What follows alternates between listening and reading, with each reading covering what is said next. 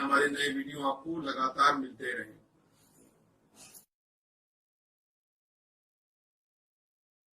नमस्कार दोस्तों, धर्म रहस्य चैनल पर आपका एक बार फिर से स्वागत है। तांत्रिक भैरवी मंजूषा साधना भाग 10 में आपने जाना कि एक तांत्रिक व्यक्ति महारानी से संबंध स्थापित कर लेता है, जिसकी खबर राजा के गुप्तचरों द्वारा राजा को बता दी जाती है। अब क्रोधित राजा क्या करता है, आज के इस भाग में हम लोग जानेंगे। जब राजा को इस बात की खबर मिली कि उसकी पत्नी गर्भवती है, तो वह काफ़ी प्रसन्न हुआ, लेकिन इस बात से वह बहुत अधिक नाराज हो गया कि वह किसी तांत्रिक के पास छुप छुप कर मिलने के लिए जाती है और शायद यह उसी तांत्रिक की संतान है। राजा अपने सैन्य बल के साथ उस ओर बढ़ चला जिस तरफ वह तांत्रिक रहता था।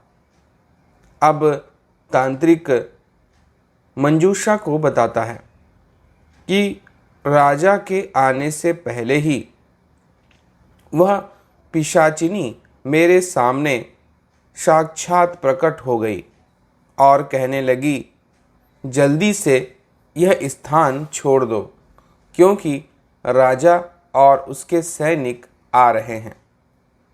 मैं तुम्हें आगे बताती हूँ कि तुम्हें क्या करना चाहिए ताकि तुम इस समस्या से निकल सको।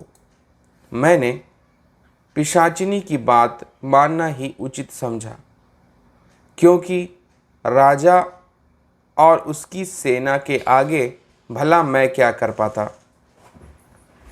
अब मुझे कुछ ऐसा करना था जिसकी वजह से मैं अपनी रक्षा करने के साथ अपने धन की रक्षा भी कर पाता और जिस प्रकार समाज में मेरी प्रसिद्धि फैल रही थी उसको धक्का भी न लगे।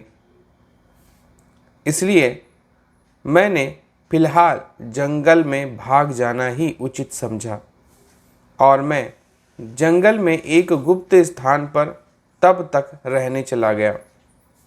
वहीं से मैंने एक संदेश भिजवाया और यह संदेश राजा के लिए था। मैंने एक व्यक्ति के माध्यम से, जो असल में एक प्रेत ही था, उस पिशाचिनी की आज्ञा से उस राजा के पास संदेश सहित भिजवाया। उसमें मैंने यह बात बताई थी कि आपको गलत फहमी हुई है। मैंने तंत्र विद्या के प्रयोग से आपके वीर्य को महारानी के गर्भ में स्थापित करवाया है और आपने मुझ पर ही शक कर लिया है। आप मुझसे आकर मिलिए, मैं इस तांत्रिक चमत्कार को आपको साक्षात दिखाऊंगा, लेकिन आपको अकेले ही आना होगा और अपने किसी भी सैनिक को मेरी कुटी से काफ़ी दूर ही खड़ा करना होगा, क्योंकि अपने रहस्य मैं किसी को नहीं दिखा सकता।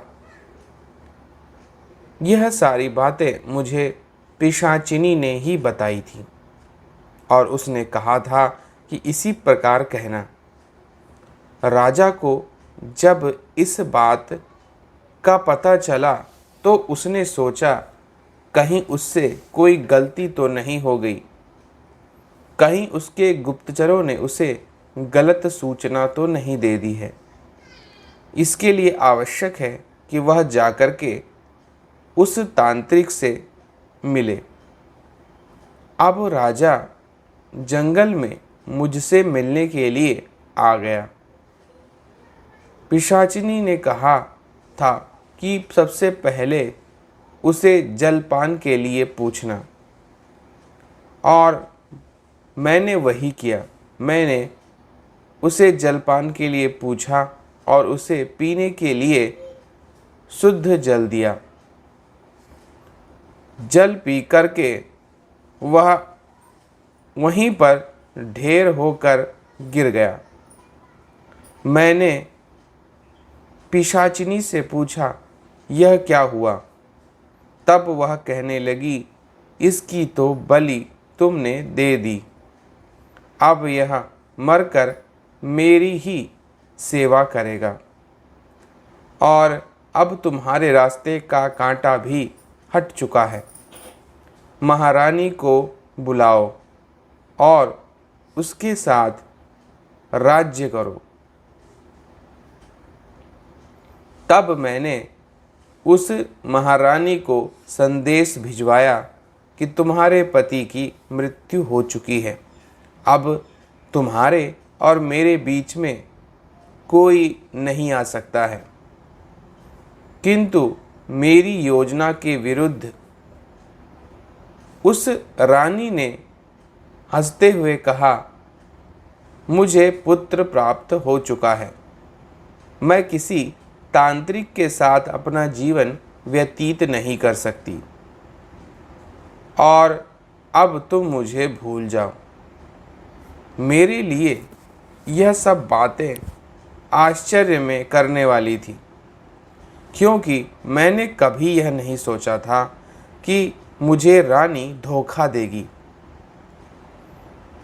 इस पर पिशाचिनी ने क्रोधित होकर कहा, तुम उसे भी जान से मारकर उसका राज्य छीन लो। अब मैं राज्य की ओर चलने लगा, क्योंकि पिशाचिनी की सलाह से अब मुझे रानी के पास जाकर रानी को अपने वशीकरण में लेना था। लेकिन तभी रास्ते में कई लोगों ने मुझ पर हमला कर दिया।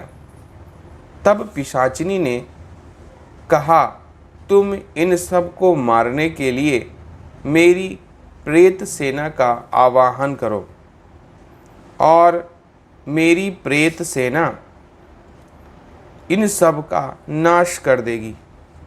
इसके लिए तुम अपना रक्त जमीन पर गिरा दो।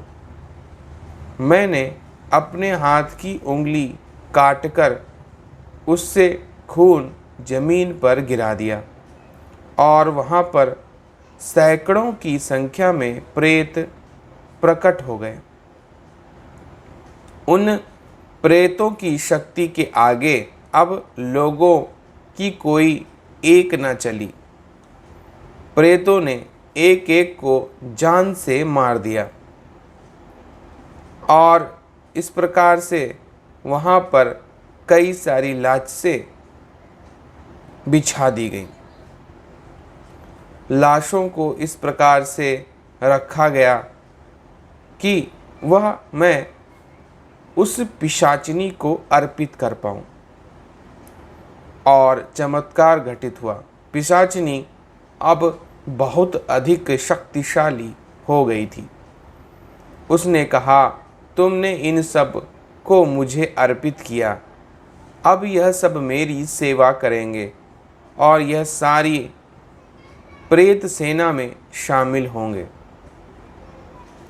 यह एक चमत्कार था, जिसमें मैंने खुद देखा कि मेरी पिशाचिनी अब कितनी अधिक शक्तिशाली हो चुकी थी।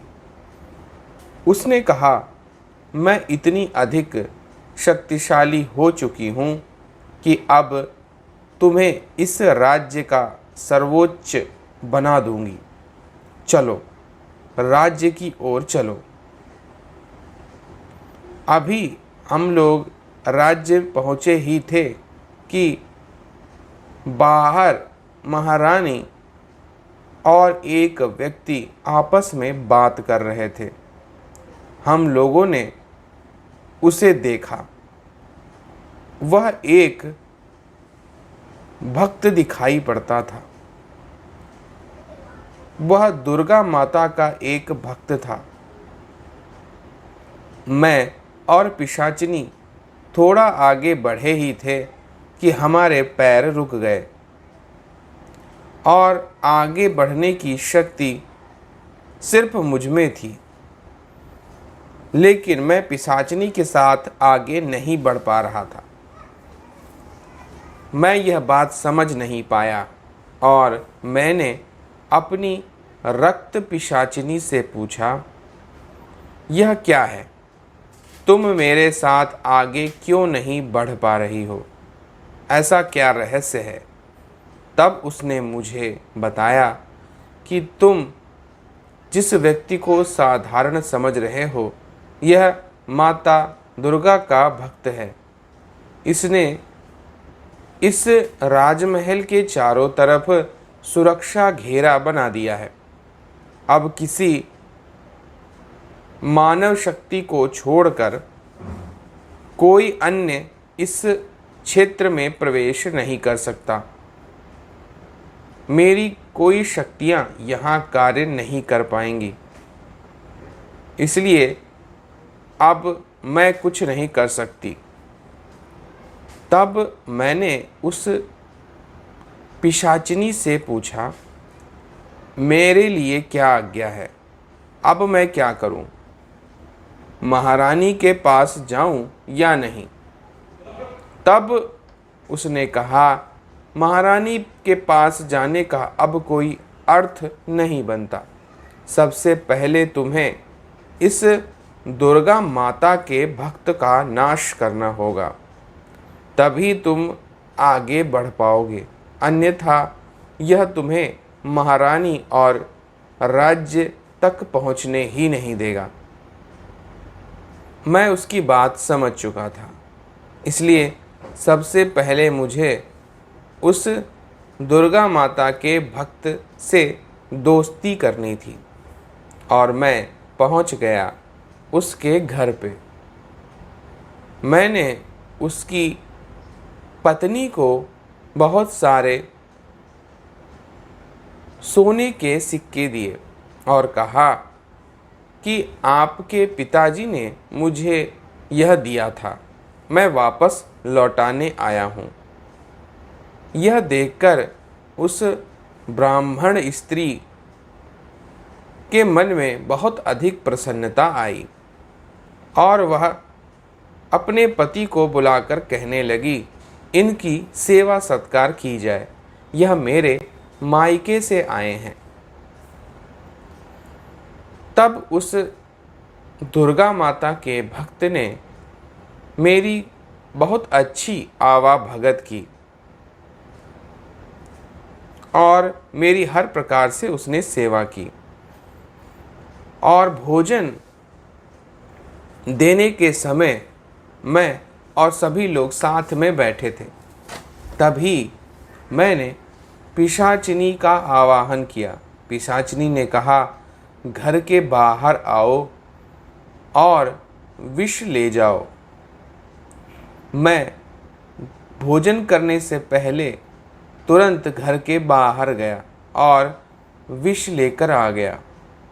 सभी लोग भोजन लगा चुके थे और साथ बैठकर खाने वाले थे। तभी मैंने वह विष सभी के भोजन में मिला दिया और फिर सभी लोगों ने मेरे साथ भोजन करना प्रारंभ कर दिया। मैं अपनी इस कुटिल चाल पर बहुत खुश था। बाहर दूर पिशाचिनी मुझे देखकर मुस्कुरा रही थी। आगे क्या हुआ जानेंगे अगले भाग में। तो अगर आपको यह कहानी पसंद आ रही है तो लाइक करें, शेयर करें, सब्सक्राइब करें। आपका दिन मंगलमय हो। धन्यवाद।